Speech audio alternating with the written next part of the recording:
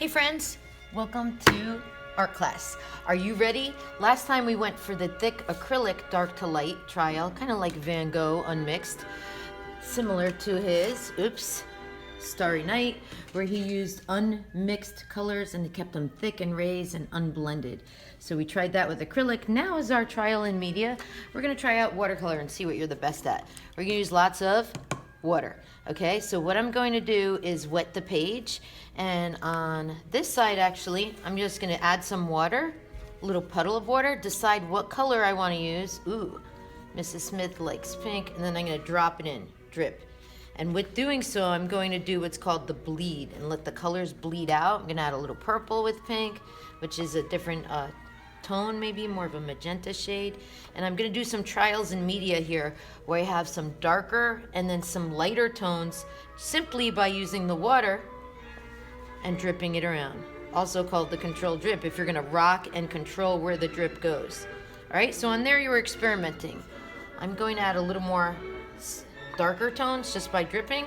You don't like the way it's not spreading, add a little more what? Water, and use your control to control where the drip goes. All right, that's going on over here. Over here, guess what we're going to do? In the foreground, we're going to do a lovely flower. All right, this is a form in nature. Okay, for a flower, I'm going to start with the middle of the flower. I'm going to add some yellow and orange.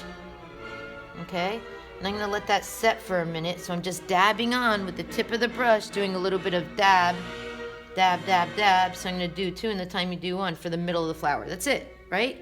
Then, say you want behind your mountain scene to do a sunset, you could use a little bit of that middle of the flower color, because I'm working fast in this tutorial. I want you to be able to do some different trials and different techniques with the watercolor. So now I'm blending from dark to light using water to make it lighter near the horizon line. Why am I keeping these bumps? We're gonna have some hills there, all right?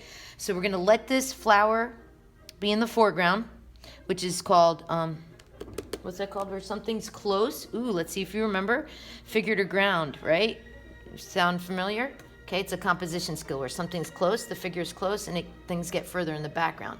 So what I'm gonna do is decide what color flower I want. All right, remember the hills are gonna be there, flowers in the foreground.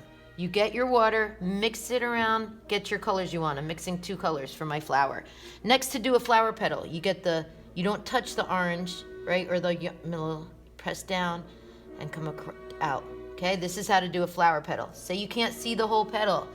Spin a little longer here. This is now where you're gonna spin the end of the brush or get a thinner brush, use the tip of the brush. See the different effects? We're not doing big blobs like we did here on a controlled drip. We are now going to mix the color, get a darker pigment on your brush, add a little bit of water just with the tip, press down, and then come out. And we're gonna now shape each petal, okay? You should see, if you're using lots of color and then dipping the end of the brush in water, you should see some darker and lighter tones quite easily. And if you don't, I'm going to show you how to fix that. All right, see how we're doing the flower? If it touches the orange, that's okay. Just dab it with the tip. Say you don't like pink, go for purple, go for blue, go for whatever color you want, guys. I'd love for you to do self-expression, express yourself in art, and do what's your favorite colors, add your own personal expression. Maybe you're going to have a bee flying in the distance, and this is my bee. Ooh, that I looked at bees, and then I'm adding on a flower, because that's, I got some beekeepers in my family, some family members who actually are beekeepers, and I can't wait to go visit my mom in New Jersey, and my brother, my family members, because guess what? They have honey from their honeybees. Yeah, and so like if you have things like that that you could tell a personal story with, please do it. Now I don't know if you noticed, I'm adding a little bit of purple with the pink to have a darker side, a darker tone on one side of my petals. All right, you want to do this when it's wet so it does what? Bleeds in, okay? Like I'm doing over here. You want to bleed your colors into one another, okay? And say it looks too shabby over here, remember, add more water. All right, ooh, I actually like that drip. Okay, you ready for the mountain majesties? I'm gonna do blue mountains, you could do green. Actually, I'm gonna do blue with green. And if I mess up my colors, remember, I'm gonna wipe them out when I'm done. So to do the mountains, I'm gonna go up, down. Okay, now we're going from dark to light to finish this tutorial. I'm gonna go with the what to get it whiter. I'm not gonna add white, I'm gonna add water. Because we're working with A, the control drip, and B, different tones. Dark to light, guys, for tones, for depth. And this is called atmospheric perspective, is what we're gonna do next with your next hill. And I'm just adding water, guys, just adding water and getting it lighter so you can't even see like a little cloud down here. Like when I lived in California by the Golden Gate Bridge, we'd have this mist and cloud. And at this point, I don't want that to get on there, so you can use a tissue, a paper towel, a napkin, and dab it up a little bit. Oh, I got a hair on my arm. If so, just wipe it, okay? You could wipe it or dab it up so it looks like clouds.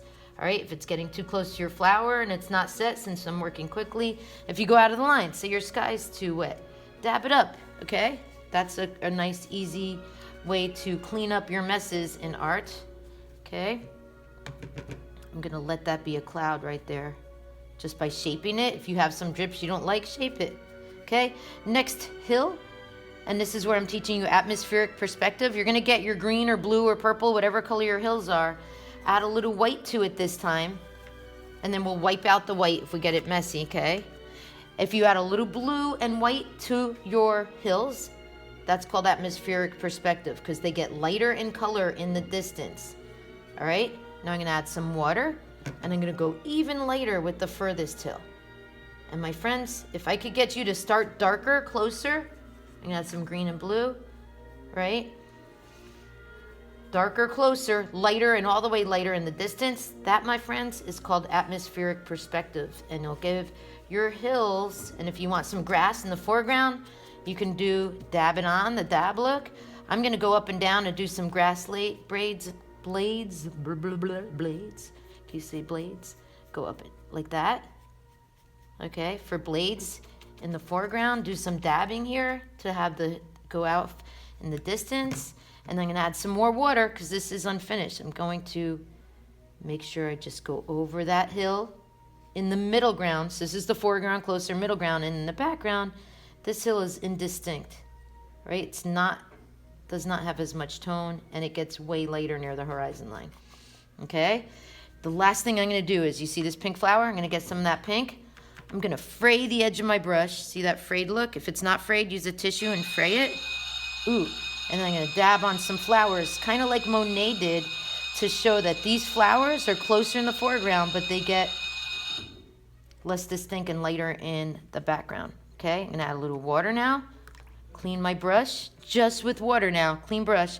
I'm going to simply use that going around the contour or curve of the hill, kind of like Monet did. All right, so this is what we practiced today. We did a drip. How's your drip looking?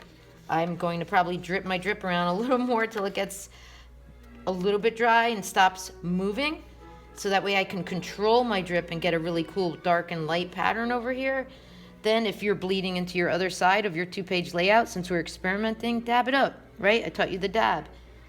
Then, ooh, gotta clean your brush. We did a darker, middle, and lighter hill in the background.